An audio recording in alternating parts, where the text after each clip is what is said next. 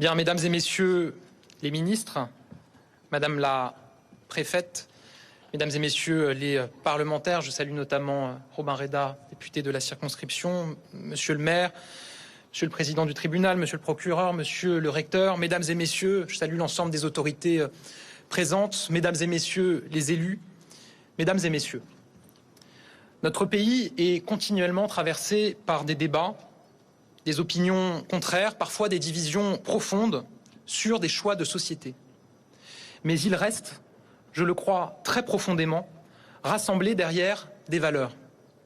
Ces valeurs, elles tiennent en des mots simples. Le civisme, la règle commune, les droits et les devoirs, le respect de l'autorité. J'ai toujours assumé ma méthode, dire la vérité, y compris quand ça fait mal, y compris quand ça ne va pas. Or, que voit-on aujourd'hui? L'autorité et la règle commune sont trop souvent défiées par certains jeunes. Cela nous rappelle à ce sentiment qu'une partie de nos adolescents glisse lentement vers une forme d'isolement, d'individualisme, et parfois même vers le pire, vers une forme de violence déchaînée, morbide, sans règle. Je dis bien une partie de nos adolescents, et une partie seulement, car c'est bien une minorité d'adolescents que les Français ne comprennent plus.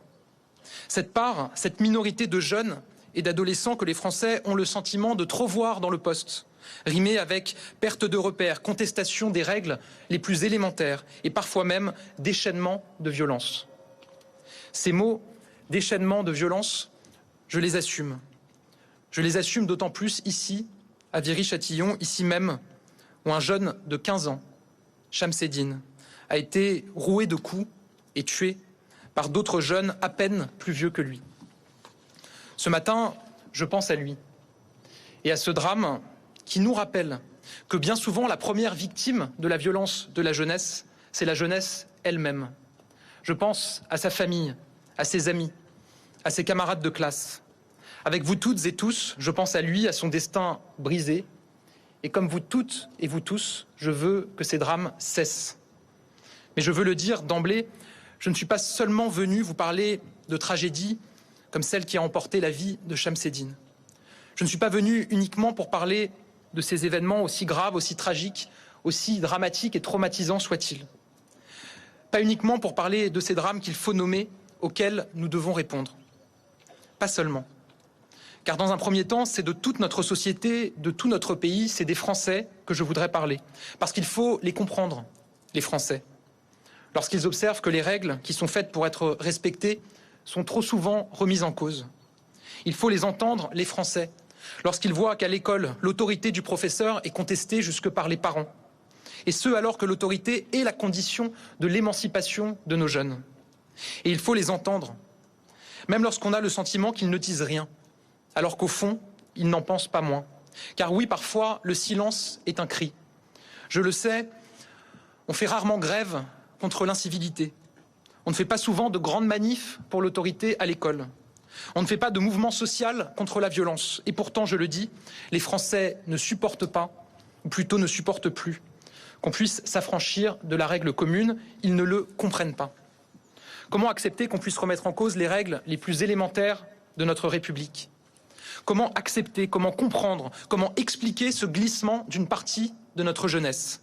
Comment accepter qu'on s'en prenne à un proviseur, à un jeune garçon parce qu'il parle avec une fille, à des professeurs, à des policiers, à des pompiers, à des fonctionnaires, à des écoles, à des équipements publics, à des lieux de culture? Comment accepter qu'on touche, qu'on salisse, qu'on s'en prenne à ce qu'il y a de plus sacré en République? Comment accepter cette spirale, ce déferlement, cette addiction d'une partie de nos adolescents à la violence? Oui, je parle de spirale. Oui, je parle de déferlement. Oui, je parle d'addiction. Et non, on ne peut pas l'excuser. Mais on peut tenter en revanche de comprendre comment on en est arrivé là. Comment on en est arrivé à la remise en cause d'enseignements, au coup de boutoir contre la laïcité, au questionnement de la règle commune. Comment on en est arrivé à une situation où, alors qu'ils représentent un Français sur 20, les adolescents de 13 à 17 ans représentent un mis en cause sur 10 pour coups et blessures, 1 sur 5 dans les trafics de drogue, 1 sur 3 dans les vols avec armes. En synthèse, Il y a 2 fois plus d'adolescents impliqués dans les coups et blessures, 4 fois plus pour trafic de drogue et 7 fois plus dans les vols avec armes que dans la population générale. La violence n'attend donc clairement pas le nombre des années. Il est là le vrai scandale. Parce que la jeunesse de France, mesdames et messieurs, ce n'est pas ça. Ce n'est surtout pas ça. Ce n'est pas la remise en cause de l'autorité, ce n'est pas la violence, ce n'est pas le manque de respect, ce n'est pas le déchaînement. Jamais et sous aucun prétexte. La jeunesse de France, au contraire, c'est l'esprit de conquête, l'envie de liberté, l'aspiration à l'égalité. C'est l'engagement, c'est la volonté et c'est l'avenir, et c'est ce que j'ai encore vu ce matin à la MJC de Viry-Châtillon. La jeunesse de France, ça doit toujours être la promesse du meilleur. Mais ça peut aussi, et malheureusement, être parfois la réalité du pire. On l'a vu ces derniers temps. On l'a vu avec une minorité qui tente de faire régner sa loi, de déstabiliser la République, de se venger d'on ne sait quoi. Tous les maires nous le disent. Les délinquants, ils les connaissent. Les jeunes à la dérive, ils les connaissent. Ceux qui veulent faire leur loi et qui pourrissent parfois la vie de leurs voisins, ils les connaissent. Ils sont quelques-uns, quelques dizaines parfois, tout au plus, dans un quartier ou dans une ville. C'est ceux-là que nous devons regarder, accompagner, rattraper et enfin, malheureusement, et sans jamais trembler, que nous devons sanctionner. C'est pour cela que nous avons besoin d'un vrai sursaut d'autorité. Ce sursaut d'autorité, c'est une réponse à l'incompréhension, la sidération, oui, la sidération de nos concitoyens. C'est savoir reconnaître que si nous avons, je crois, profondément réussi à réarmer financièrement et matériellement nos forces de l'ordre, notre système judiciaire, et j'y reviendrai, nous ne sommes pas encore parvenus à inverser cette forme de spirale de l'affaissement de l'autorité. Le président de la République lui-même a appelé à un réarmement civique, notamment dans notre jeunesse. C'est aussi, et dans le même temps, une réponse à l'aspiration profonde pour la concorde qu'éprouvent les Français et dont ils ont besoin pour tenir ensemble. C'est répondre à cet élan de notre pays tout entier, pour sa jeunesse, pour son succès, pour son émancipation. Oui, les Français ont sincèrement et profondément envie de croire en notre jeunesse. Et c'est pour cela que nous devons agir pour eux. Agir pour eux, c'est réaffirmer nos valeurs, nos principes et nos règles. C'est faire respecter l'autorité, les droits, mais aussi les devoirs. C'est les empêcher de glisser. Glisser et entraîner certains vers le repli, d'autres vers les marges et d'autres encore vers la violence. Ce glissement qui, si on ne fait rien, peut nous entraîner dans ce processus que le président de la République a appelé la décivilisation et qui menace jusqu'au fondement même de notre pacte social. Agir, mesdames et messieurs, c'est notre devoir et c'est mon devoir en tant que Premier ministre. Et c'est cela que je suis venu vous dire ce matin. Car comme nation, nous devons affronter la réalité telle qu'elle est, la réalité froide, parfois crue, souvent dure, mais une réalité qu'il nous faut assumer si on veut pouvoir avancer. Et donc il nous faut répondre à cette question, je l'ai déjà dit, comment en est-on arrivé là? Car oui, ce glissement, cet affaissement de l'autorité, c'est une conséquence. Je l'ai dit avec fermeté, nous ne pouvons pas laisser l'image de tous nos jeunes se confondre avec l'image que renvoie une infime minorité d'entre eux. Mais je le dis avec la même force, nous ne pouvons pas passer ces jeunes, ces adolescents, par pertes et profits. Non, nos adolescents, non, nos jeunes ne sont pas fichus. Ils ne sont pas foutus. Si la France ne comprend plus des pans entiers de nos adolescents et de nos jeunes, je sais combien elle a aussi parfois le sentiment qu'elle n'arrive plus à les embarquer dans un idéal commun. Mais dans ce contexte, ma responsabilité en tant que Premier ministre, c'est bien de nommer les choses, en rechercher les causes et surtout trouver des solutions. Nommer les choses, je viens de le faire. La France a mal à une partie de son adolescence et de sa jeunesse, tant elle a le sentiment qu'elle se perd parfois. En chercher les causes, c'est y avoir réfléchi, avoir écouté, s'être forgé une conviction qui permette de répondre à cette question essentielle, comment en est-on arrivé là? Pour 5 raisons principales que je crois essentielles pour expliquer cet affaissement de l'autorité. D'abord, je crois que nous devons davantage nous préoccuper de la question des parents et des familles.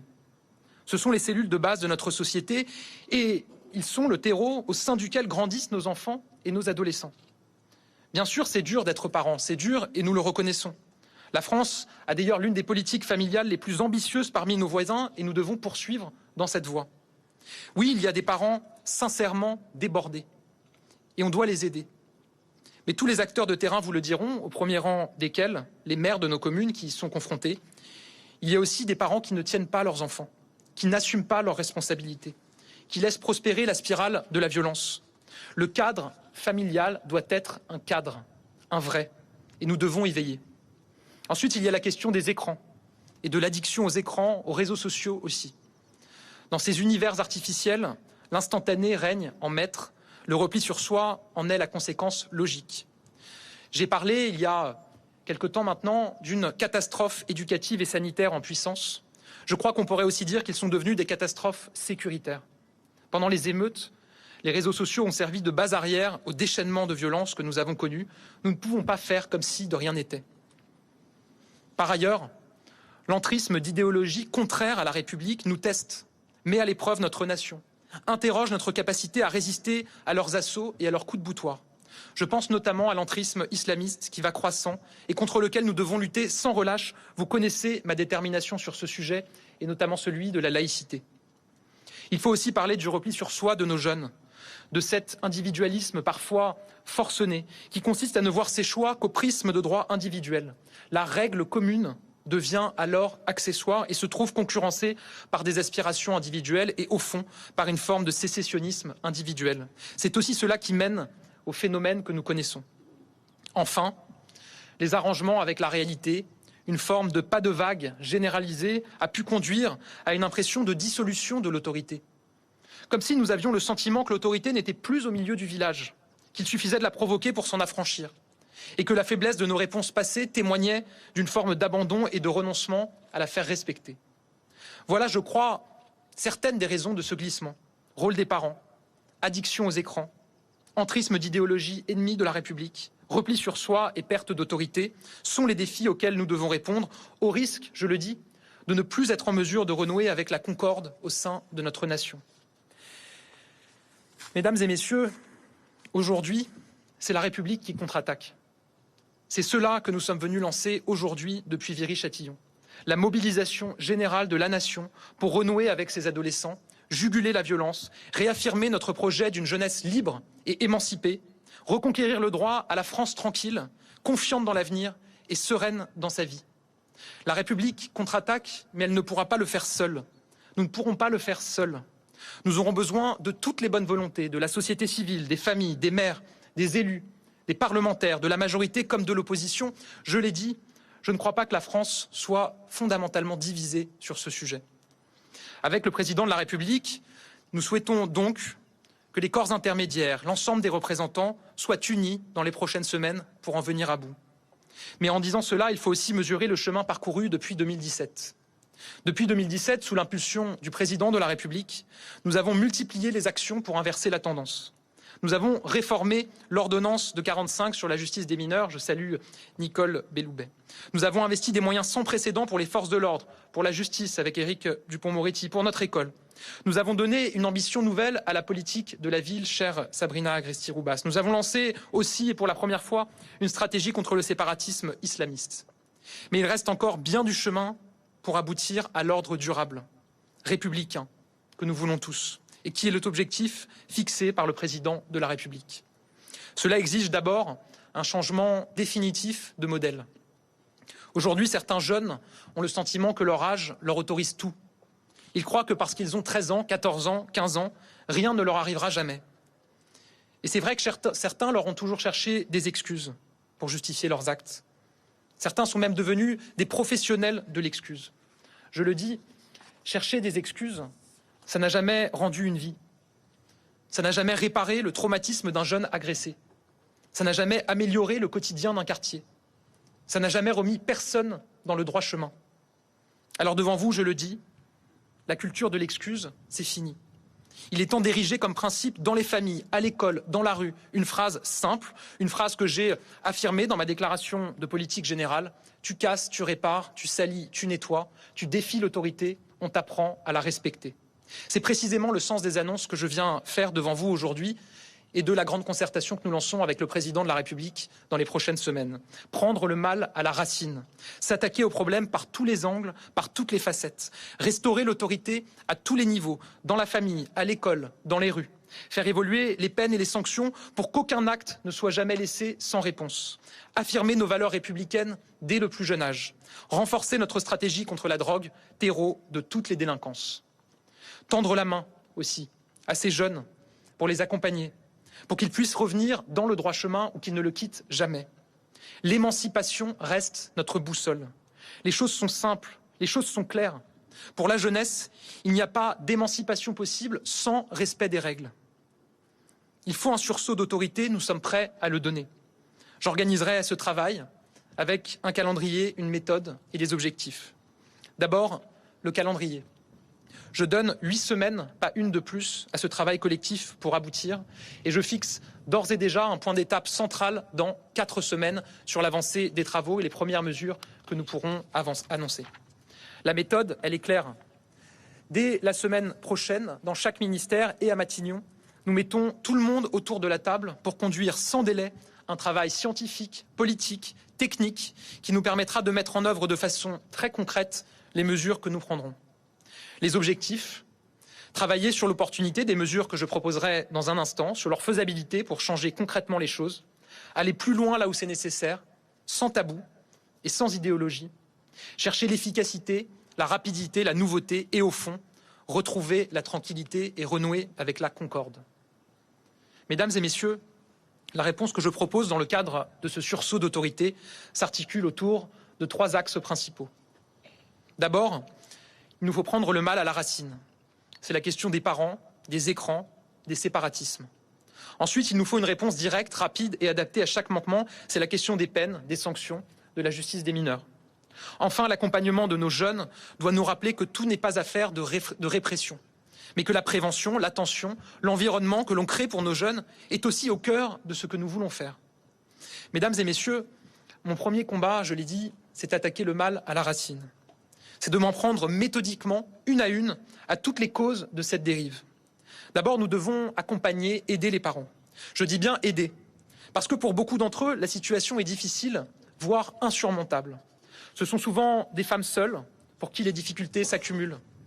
Des femmes seules pour beaucoup qui se battent autant qu'elles peuvent pour que leurs enfants restent sur le droit chemin. Ces familles, ces mères seules, nous allons les aider encore davantage, nous allons les accompagner encore davantage.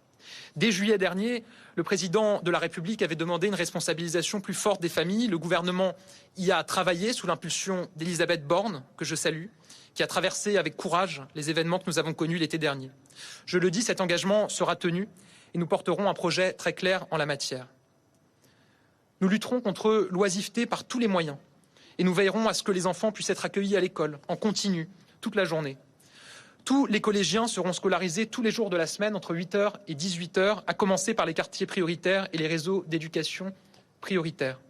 À 12 ans ou 13 ans, on n'a rien à faire dans la rue la journée. La place est à l'école, à travailler et à apprendre. Aider les parents, c'est parfois aussi prendre des mesures plus fortes encore. Il y a dans notre pays des dizaines de milliers de places en internat qui sont désespérément vides. Je l'avais dit dans ma déclaration de politique générale, je le répète aujourd'hui, j'y vois une opportunité pour couper rapidement et efficacement un jeune de ses mauvaises fréquentations. Mon idée est simple. Avant qu'un jeune ne tombe vraiment dans la délinquance, quand on s'aperçoit qu'il commence à avoir de mauvaises fréquentations, à traîner dans la rue, nous proposerons aux parents que leur enfant soit envoyé en internat, loin de son quartier et de ceux qui le poussaient à plonger. Pour ces jeunes, l'internat sera une opportunité, celle d'apprendre, celle de retrouver un cadre, celle de conserver intactes ses chances de réussir, celle d'éviter de sombrer dans la spirale de la délinquance et parfois du crime. Ces internats, j'en ai parlé dans ma déclaration de politique générale, nous y avons travaillé très activement ces dernières semaines. Nous les mettons d'ores et déjà en place. Je visiterai le premier d'entre eux lundi à Nice avec Éric Dupond-Moretti. Je veux le dire à tous les parents, n'abandonnez jamais. L'État est avec vous, l'État est à votre côté. Mais je veux le dire également, si certains parents se donnent, se battent et refusent de se résigner, d'autres renoncent et se dérobent à leurs devoirs. C'est bien un devoir quand on a un enfant de s'occuper de lui, de le remettre dans le droit chemin. L'éducation, cela commence d'abord à la maison. Aussi, lors des consultations, je souhaite que nous aboutissions à des mesures pour responsabiliser davantage les parents démissionnaires. Responsabiliser ces parents, c'est faire en sorte qu'ils aient à répondre, eux aussi, davantage des actes de leur enfant. Pour cela, je propose d'ores et déjà 3 idées. D'abord, réprimer plus largement et plus sévèrement les manquements des parents à leurs obligations. Ensuite, parce que la prison et les amendes ne sont pas les remèdes à tout et que je crois aux sanctions qui ont du sens, je souhaite, comme je l'avais annoncé dans ma déclaration de politique générale, que les parents défaillants puissent faire l'objet de travaux d'intérêt général. Enfin, les convocations du juge, on s'y rend. Je souhaite qu'il soit possible désormais pour le juge des enfants de prononcer une amende pour les parents qui ne répondent pas à ces convocations. À ces 3 idées, je veux ajouter une chose. Il n'est pas question d'ajouter de la misère à la misère. Nous savons bien que dans certaines circonstances, ce sont des femmes seules qui se démènent pour garder leur enfant dans le droit chemin, tandis que le père a complètement démissionné. Ce n'est pas seulement le parent qui vit avec l'enfant qui doit assumer. Aussi, quand un jeune commet des dégâts, nous viendrons désormais chercher les 2 parents pour payer les réparations. Ce n'est pas parce qu'un des parents a quitté le foyer qu'il doit se laver les mains de l'éducation de son enfant et des conséquences des actes de son enfant. Mesdames et messieurs, attaquer le mal à la racine, c'est aussi réguler les écrans. Les réseaux sociaux sont un accélérateur de haine et un catalyseur de violence. Tout y semble permis, tout y semble dissible, tant et si bien que cela devient le cas dans la réalité. Les réseaux sociaux désinhibent, catalysent, organisent, et nous le savons tous, la violence du virtuel ne tarde jamais à se déverser dans le réel. Souvenons-nous des violences de juillet dernier. Elles ont profondément marqué les Français. Et sur les réseaux sociaux, des jeunes se livraient à des concours de violence, à des courses à la destruction. Alors, comme le président de la République l'a annoncé, nous allons réguler l'usage des écrans pour les jeunes. Nous avons d'ores et déjà pris des mesures, comme le bannissement numérique. C'est désormais possible et cela empêchera certains fauteurs de troubles de prospérer en ligne. Nous avançons aussi pour un contrôle réel et efficace de l'âge des jeunes inscrits sur les réseaux sociaux. Une proposition de loi portée par le député Laurent Marcangeli a été adoptée. Elle fixe la majorité numérique à 15 ans. Il faut désormais la faire appliquer. Nous souhaitons aller plus loin. Le président de la République a demandé une commission de se réunir pour faire des propositions en ce sens. Elle rendra ses conclusions d'ici la fin du mois. Nous n'excluons aucune piste. Je souhaite aussi que nous évitions aux jeunes de prendre des mauvaises habitudes dès la petite enfance. C'est un travail que nous menons avec la ministre Sarah El Haïry. Des parlementaires travaillent par ailleurs sur ce sujet. Je pense à Annie Genevard et Antoine Vermorel-Marquez qui ont proposé une proposition de loi sur le sujet pour interdire l'usage des écrans en crèche et chez les assistantes maternelles. Je souhaite que nous puissions explorer la reprise de cette proposition et évidemment nous irons plus loin à partir des propositions de la Commission sur les écrans. Tout sera étudié et des décisions seront prises. Mesdames et messieurs, attaquer le mal à la racine, c'est aussi poursuivre notre lutte sans merci contre le séparatisme, et notamment le séparatisme islamiste. De plus en plus, les jeunes se défoulent sur fond de contestation des valeurs républicaines, de contestation de la laïcité, et des violences se déroulent sur ce terreau-là. Ce n'est pas acceptable. Il n'est pas question qu'une idéologie religieuse vienne contester la loi dans des quartiers. Pas question qu'une jeune fille ne soit pas libre de s'y promener sans voile si elle le souhaite. Pas question qu'un jeune garçon ne puisse pas manger ce qu'il souhaite quand il le souhaite. Partout en France, la seule loi qui s'applique, c'est celle de la République. Alors que chez beaucoup de jeunes, le repli identitaire mène à une forme de radicalisation, là aussi, la République contre-attaque. Elle contre-attaque en accélérant notre stratégie de lutte contre le séparatisme. Depuis le vote de la loi contre le séparatisme, des associations ont été dissoutes. Des mosquées où l'on professait la haine ont été fermées. Des imams qui ne respectaient pas nos valeurs ont été renvoyés. Et depuis 2017, 760 étrangers radicalisés ont été reconduits à la frontière. Cela va continuer. Avec Gérald Darmanin, nous serons présents partout, nous serons vigilants partout, notamment dans les écoles, notamment dans les clubs de sport. Nous serons intraitables. Et que ceux qui pensent pouvoir contester facilement les valeurs de la République, endoctriner la jeunesse le sachent, nous les trouverons et nous les empêcherons. Aujourd'hui, quand on agresse quelqu'un à raison de sa religion, c'est une circonstance aggravante et c'est bien normal. Alors, quand on agresse quelqu'un en raison du non-respect de principes religieux, cela doit aussi être reconnu comme une circonstance aggravante. J'ai donc demandé à Éric Dupond-Moretti, au garde des Sceaux, de prendre les mesures qui s'imposent, y compris par une circulaire pénale, pour que cela soit rigoureusement appliqué.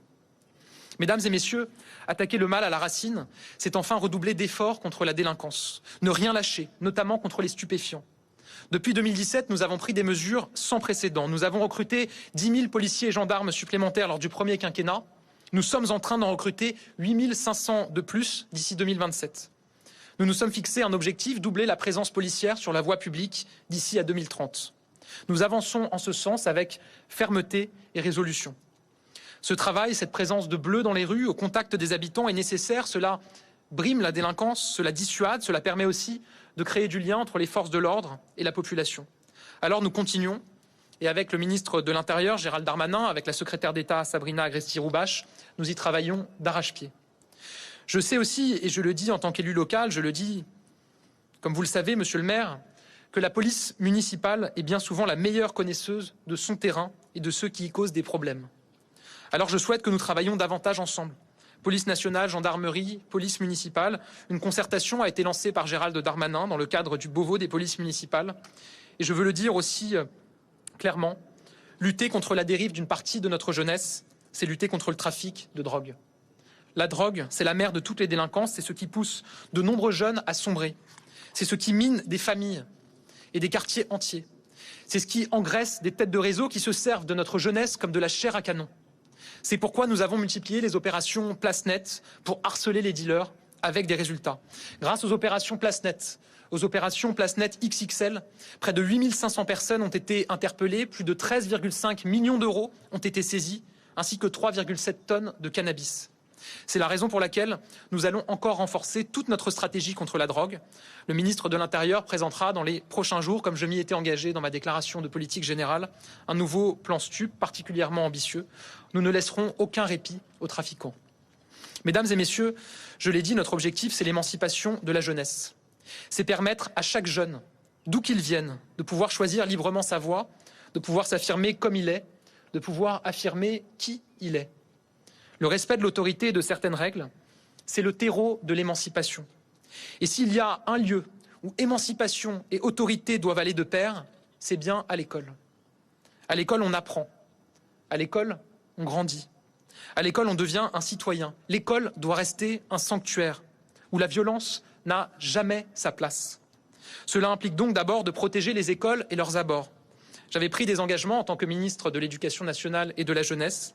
Et 150 établissements précis ont d'ores et déjà vu leur sécurité renforcée. C'était les 150 établissements identifiés comme les plus à risque. Il y a quelques semaines, avec la ministre Nicole Belloubet, nous avons demandé que les établissements les plus sensibles soient identifiés pour que leur protection puisse, là aussi, monter d'un cran. 350 établissements supplémentaires seront accompagnés prochainement. Cette identification va s'achever dans les prochains jours et les moyens arriveront très rapidement ensuite. J'y tiens et j'y veillerai personnellement. Ensuite, nous le savons tous, la bataille de l'autorité se gagne dans les classes et dans les couloirs des établissements. En tant que ministre de l'Éducation nationale, j'avais engagé ce travail et nous le poursuivons avec Nicole Belloubet, que je remercie pour son action. Je veux une école du civisme, de la règle commune, du respect de la règle, des droits et devoirs et de la responsabilisation de tous. Je le dis, pour être respecté, une règle doit être comprise.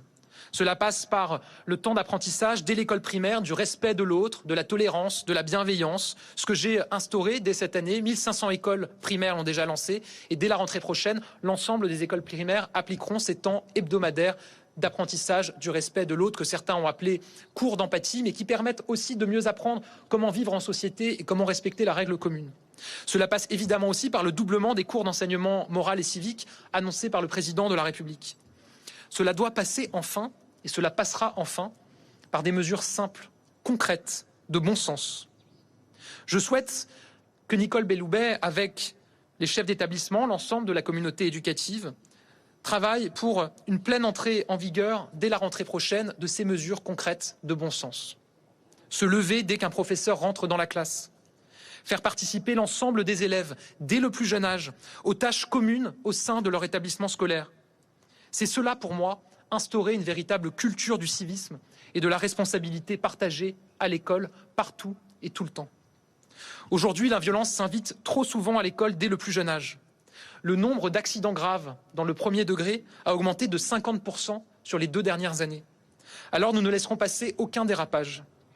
Pour ne pas laisser la culture de l'impunité s'installer dès les premières années, un décret a été pris en août dernier, vous vous en souvenez, qui permet les exclusions d'élèves dès le premier degré. Il était centré, ciblé sur les questions de harcèlement. Nous devons aller plus loin. Dès la rentrée prochaine, nous instaurerons des commissions éducatives dès l'école primaire avec des sanctions adaptées à l'école primaire, mais qui seront, je le crois, beaucoup plus utiles à l'apprentissage par nos élèves, par nos jeunes, du respect des droits et devoirs, de l'autorité et du civisme. Le respect de l'autorité à l'école, c'est un engagement collectif. Je souhaite que les parents signent avec les établissements scolaires, à chaque rentrée, un contrat de droits et obligations. Un contrat qui rappellera les droits et obligations de chacun. Un contrat qui pourra ouvrir à des sanctions. Un contrat qui engagera vraiment. Nous mettrons les prochaines semaines à profit pour définir les contours de ce contrat et les sanctions auxquelles s'exposeraient les parents en cas de dérive de leur enfant, en cas de défaut manifeste d'assiduité, en cas de non-participation des parents à l'éducation de leur enfant. Je crois aussi que lorsqu'on gêne les cours, lorsqu'on défie l'autorité, lorsqu'on dégrade, qu'on menace, voire que l'on agresse, cela ne doit jamais rester sans conséquence et cela ne peut pas rester sans conséquence s'agissant des examens et des bulletins scolaires.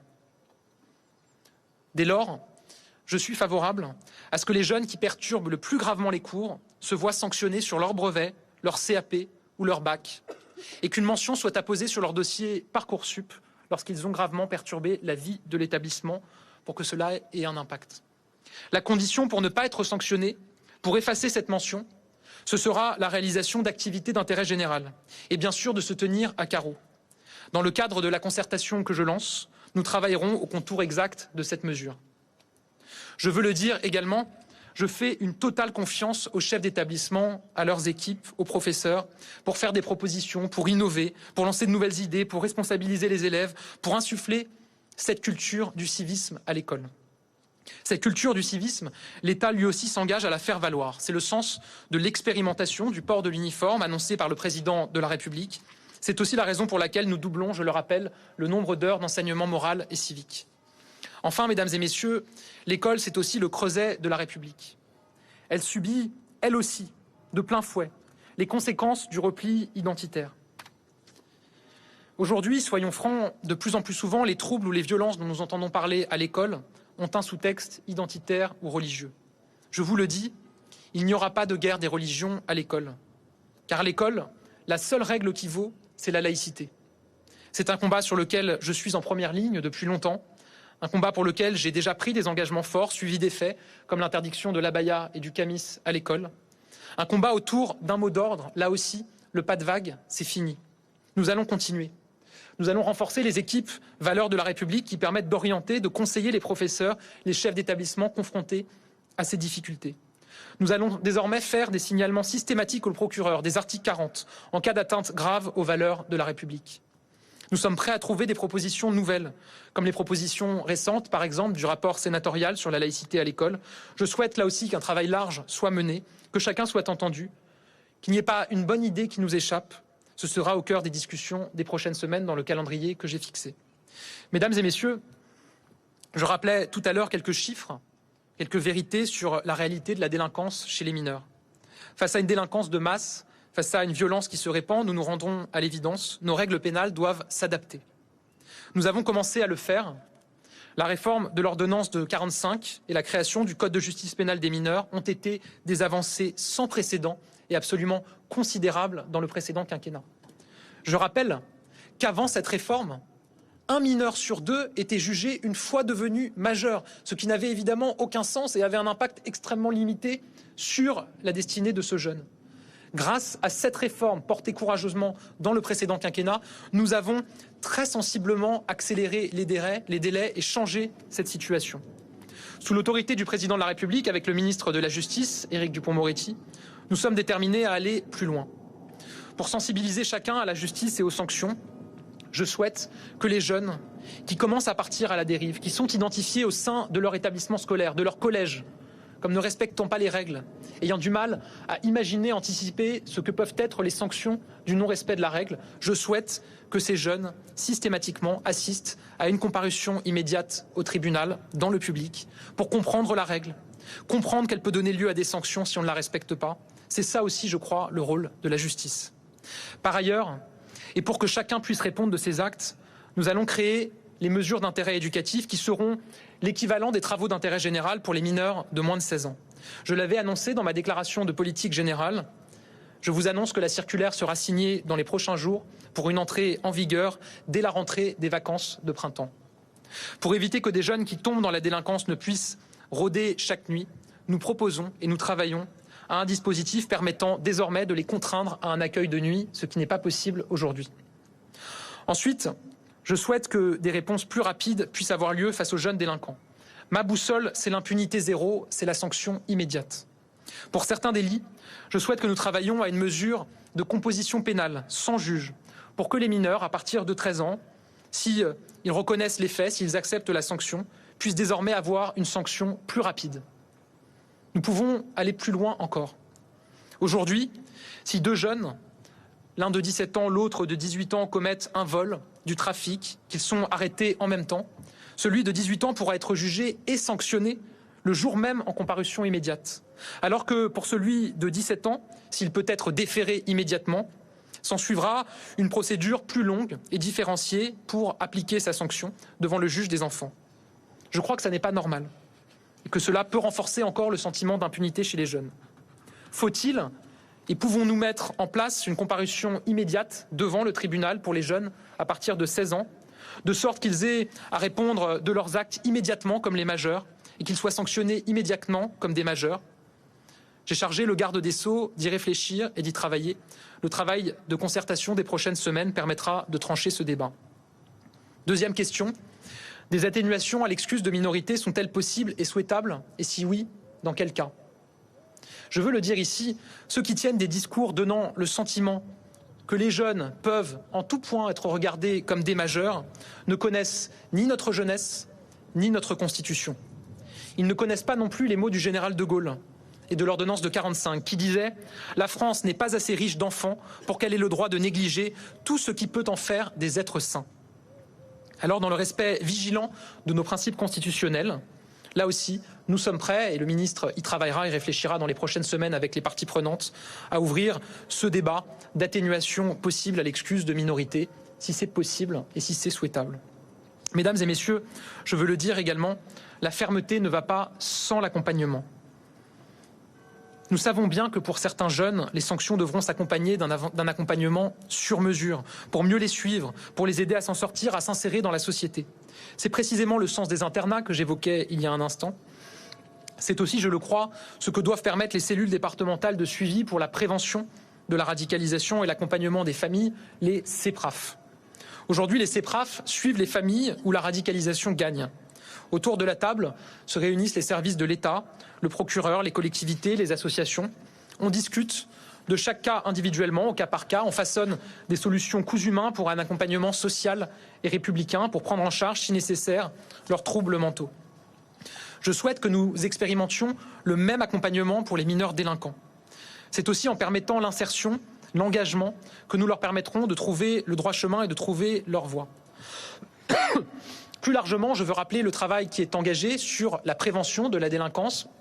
La ministre Agresti-Roubache lancera dans les prochains jours son Beauvau de la prévention de la délinquance. Plus largement encore, je sais que c'est ensemble que nous réussirons à relever le défi de l'autorité dans notre jeunesse. École, forces de l'ordre, justice, services sociaux, services de l'emploi, collectivités, associations. Si nous travaillons chacun dans notre couloir, nous ne serons pas efficaces. Et on le voit, là où tout le monde travaille ensemble, et heureusement, dans beaucoup d'endroits de notre territoire, c'est comme ça que cela se passe, c'est beaucoup plus efficace. Et on règle un certain nombre de problèmes.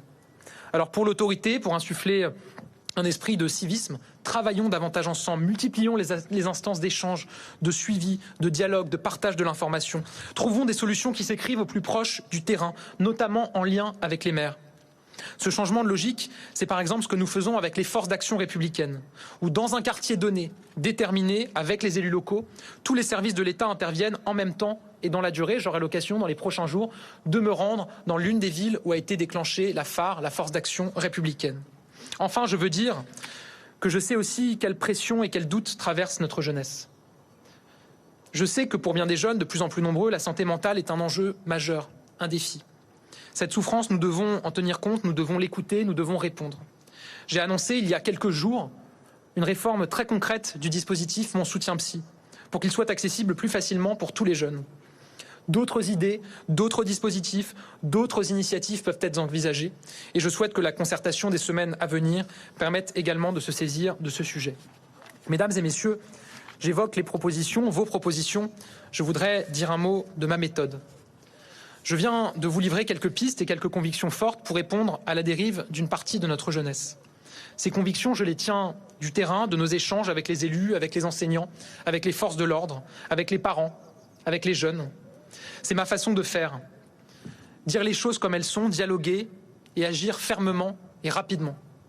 Mais que cela soit clair, ce n'est qu'un point de départ. Toutes les pistes que je viens d'évoquer avec mon gouvernement, je suis prêt à les enrichir, à les amender, à en ajouter. Je suis à l'écoute de toutes les propositions qui permettront de faire souffler le vent du civisme et du respect de l'autorité. Toutes les propositions efficaces pour répondre à la dérive d'une partie de nos jeunes. Avec mon gouvernement, je m'y investirai personnellement. Et nous recevrons les parlementaires, les forces politiques avec qui nous pouvons construire un projet cohérent dans les prochaines semaines. Je souhaite que nous puissions, je le dis à nouveau, faire les premières propositions dans 4 semaines et que l'aboutissement définitif de cette concertation et de ce travail n'excède pas 8 semaines. Mesdames et messieurs, la jeunesse, c'est à la fois le présent et l'avenir de notre pays. C'est elle qui écrira notre destin et construira la France de demain. Alors personne ne peut rester de marbre face à la dérive d'une partie d'entre elles. Répondre à cette dérive, c'est un enjeu de sécurité, c'est un enjeu de tranquillité et de sécurité pour les Français. C'est un enjeu pour la capacité de nos jeunes à s'émanciper, à choisir leur destin. C'est un enjeu de cohésion républicaine, de survie, je le crois profondément, de la République. Alors nous serons à la hauteur, nous serons au rendez-vous, nous ferons bloc pour restaurer cette culture du civisme et veiller au respect de l'autorité partout, à la maison, à l'école et dans les rues. Dans son discours à la jeunesse, Jaurès disait que le courage, c'est de dominer ses propres fautes, d'en souffrir, mais de ne pas être accablé et de continuer son chemin. Mesdames, Messieurs, être responsable de ses actes, les assumer, mais se relever, reprendre sa vie en main, écrire son propre destin, voilà ce que nous voulons pour notre jeunesse. Voilà ce que je vous propose de bâtir ensemble. Vive la jeunesse de France, vive la République et vive la France.